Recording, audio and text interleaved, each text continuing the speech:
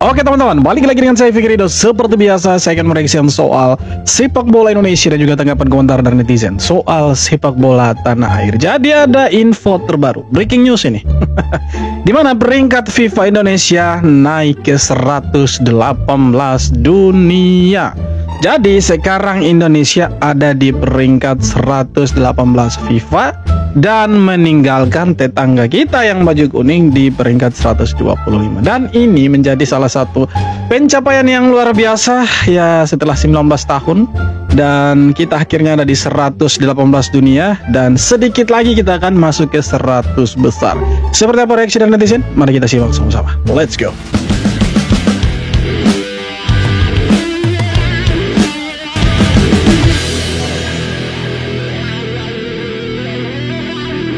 FIFA resmi mengumumkan ranking terbaru pada Kamis, 10 Juli 2025. Ada di peringkat keberapa timnas Indonesia saat ini? Ya, dalam rilis terbaru yang diumumkan FIFA melalui website resminya, timnas Indonesia naik 5 peringkat ke posisi 118. FIFA ya, jadi kita sekarang ada di peringkat 118 dunia. Ini FIFA.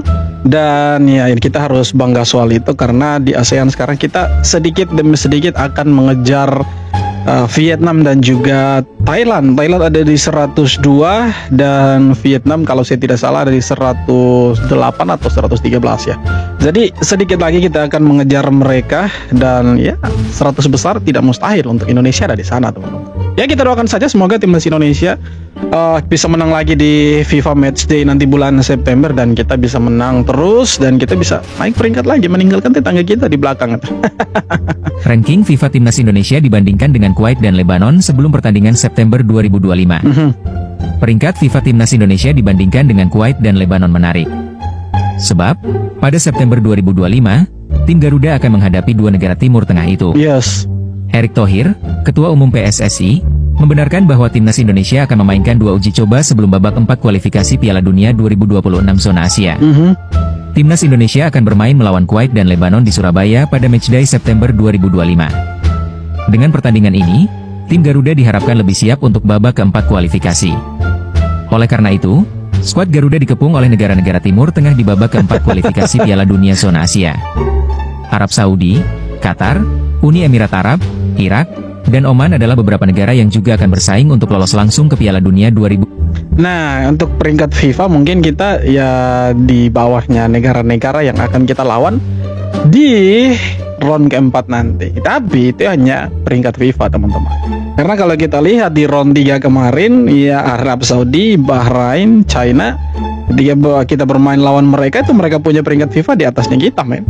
Tetapi kita sanggup untuk mengemburkan mereka di GBK. Nanti kita lihat seperti apa perjalanan timnas Indonesia di round keempat ini. Karena ini kita belum tahu nih calon-calon lawannya kita nanti itu siapa, yang satu grup dengan kita itu siapa. Sekarang masih berandai-andai dan ya saya sih yakin Indonesia pasti lolos Piala Dunia. Kalau tidak ya kita coba lagi di 2030. Ranking FIFA Juli 2025, timnas Indonesia melejit Vietnam makin kacau padahal dulu selisih 81 angka. Wow. Dulu Indonesia pernah selisih jauh ranking FIFA-nya dari Vietnam sampai 81 angka. 81 Sekarang angka, tinggal Cok. dikit lagi Indonesia mampu mengejar Vietnam. Yap, masih gak nyangka sih timnas Indonesia kita benar-benar bisa melejit sampai seperti sekarang ini. Dan setelah ranking FIFA edisi Juli 2025 udah rilis, Indonesia naik 5 peringkat ke posisi 118 dunia setelah mendapatkan tambahan 15,05 poin di ranking FIFA. Efek menang 1-0 atas Cina di matchday ke-9 grup C kualifikasi Piala Dunia 2026 zona Asia pada Juni kemarin. Sekalipun kalah 6-0 dari Jepang dan kehilangan 3,42 poin, posisi skuad Garuda tetap kuat untuk melonjak ke posisi 118 dunia. Sementara negara tetangga kita Vietnam justru makin merosot jauh. Padahal ya, di Mei 2021 lalu kita pernah beda 81 angka loh. Vietnam di ranking 92 dan kita berada di posisi 173 dunia. Wow, jauh sekali 173. Sekarang kita ada di 118.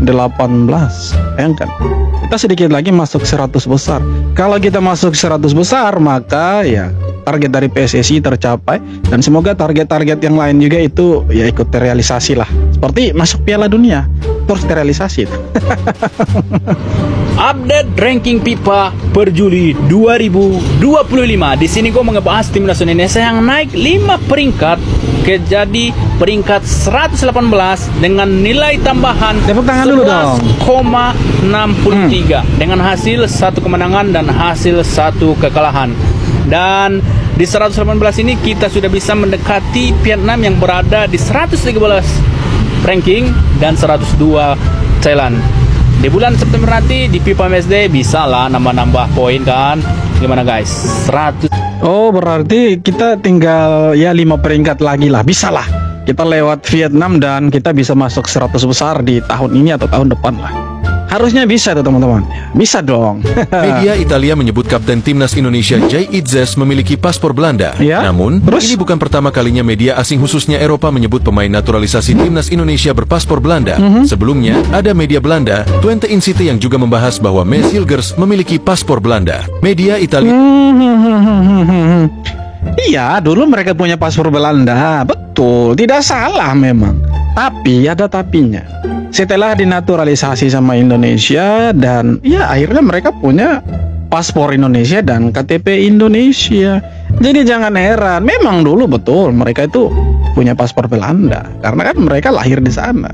Tapi setelah dinaturalisasi oleh Indonesia, ya kan mereka punya garis keturunan dari Indonesia jelas, bukan kayak yang di sana.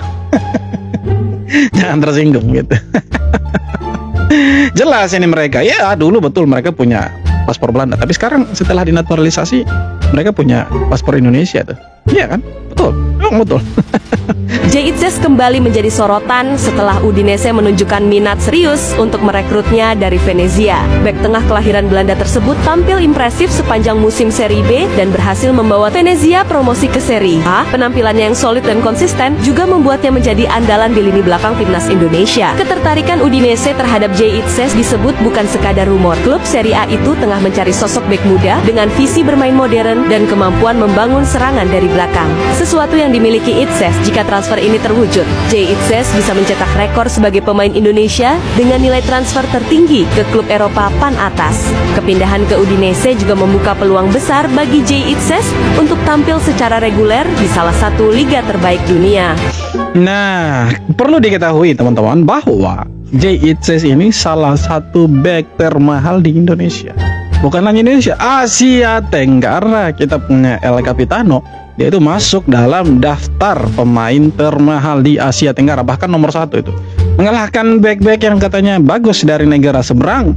Dan kita lihat kita punya El Capitano ada di peringkat pertama itu untuk pemain termahal. Yang kedua ada Mes Hilgers itu. Harusnya kita bangga itu.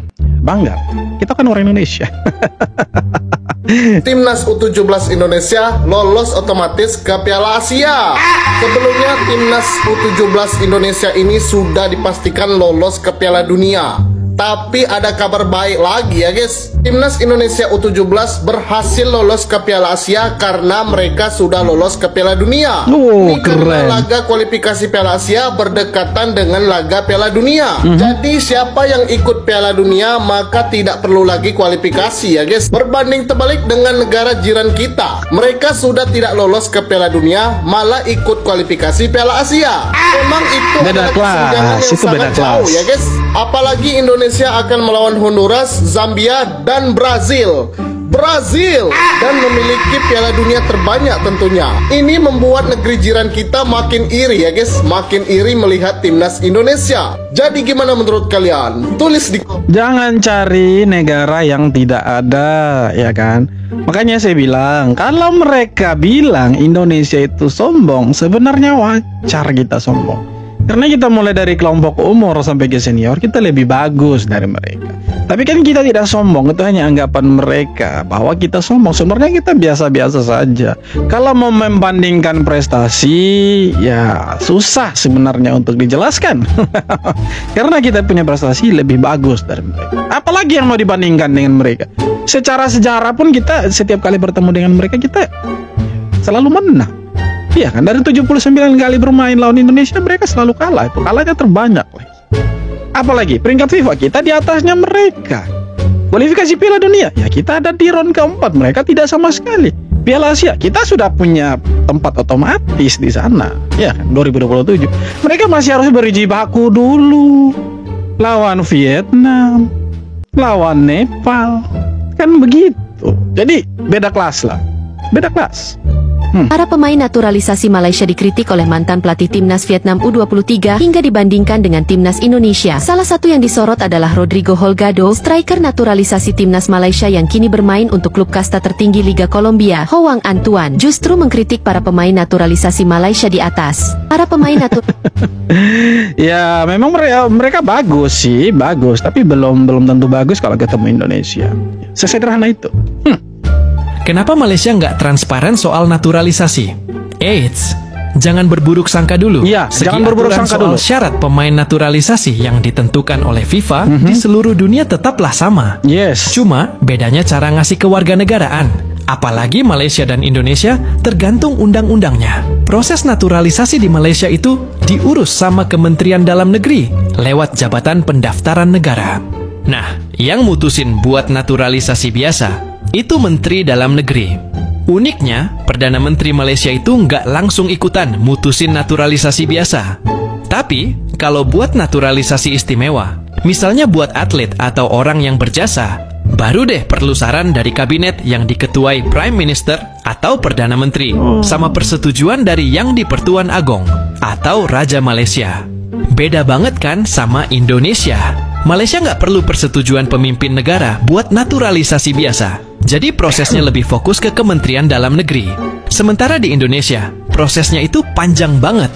Mulai dari ngecek dokumen di Kemenkumham, ngajuin Kemenpora, terus sidang DPR, sampai akhirnya keputusan dari Presiden. Makanya, identitas dan asal-usul pemain naturalisasi di Indonesia itu jelas banget dan transparan. Nggak heran deh kalau publik menaruh tanda tanya, terutama dari negara-negara ASEAN, kayak Indonesia, Vietnam, sama Thailand, pada nanyain keaslian garis keturunan pemain Malaysia ini. Nah kalau kita tanya mereka bilang kita iri, kita dengki, kita tidak suka. Padahal kita cuma bertanya. Ya kalau orang bertanya itu harusnya dijawab gitu kan. Kalau tidak dijawab berarti mereka tidak tahu jawabannya. Itu yang dipertanyakan kan begitu. Kenapa kalian tidak tahu jawabannya? Sedangkan kalian bilang pemain-pemain ini punya garis keturunan Malaysia. Itu yang dipertanyakan. Tapi kalau kita lihat dari syarat dan ketentuan dari kedua negara ini wajar gitu kan. Karena mereka ya agak sedikit tertutup dibandingkan dengan kita yang ya prosesnya itu agak sedikit ya rumit dan panjang. Itu yang membuat kita tahu gitu bahwa pemain ini punya garis keturunan dari siapa, asal usulnya dari mana. Itu yang membuat kita tahu bahwa pemain ini punya garis keturunan Indonesia dari kakeknya, neneknya, ibunya, atau ayahnya, atau buyut. Karena kan kalau di sidang DPR itu kan terbuka semuanya. Itu yang membuat publik di Indonesia ini, netizennya, tahu asal usul pemain keturunan. Berbeda dengan mereka, teman-teman dari Malaysia, mereka tidak terlalu tahu ini punya garis keturunan dari mana. Hanya mereka bilang dari neneknya, neneknya pun tidak tahu dari mana. Itulah yang membedakan kita dengan negara tetangga kita yang paling kita cintai itu. Jadi jangan heran teman-teman, karena ya prosesnya berbeda. Nah, kita memang agak sedikit rumit, panjang urusannya, prosesnya panjang. Tapi kan hasil akhirnya kita tahu bahwa teman ini garis keturunannya, oh dari sini, garis keturunan keberapa, kakeknya dari mana, neneknya dari mana, kan kita tahu. Kan begitu. Itulah perbedaannya, saudara-saudara. Kok lari dia? Oke teman-teman, jadi tadi beberapa video tanggapan komentar dan netizen soal sepak bola Indonesia. Dan seperti apa tanggapan kalian, silahkan tulis kolom komentar. Dan kita jumpa lagi di video-video berikutnya. Thank you.